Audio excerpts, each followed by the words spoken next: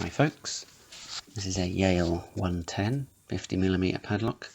Quite a tight little keyway on this, so you've got to be careful selecting the tools.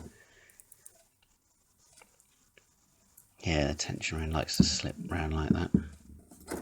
Using a slimline pick, bent from pressing too hard. Now there's spools in here, so I'm looking for a false set.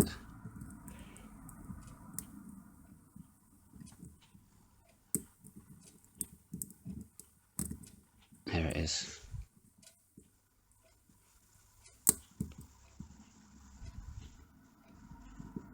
It's stuck. What's going on here? Alright, still in false on pin 3. That's it. Pin 1. And that's it, picked open. Nice little lock this, fun to pick even with that tight keyway.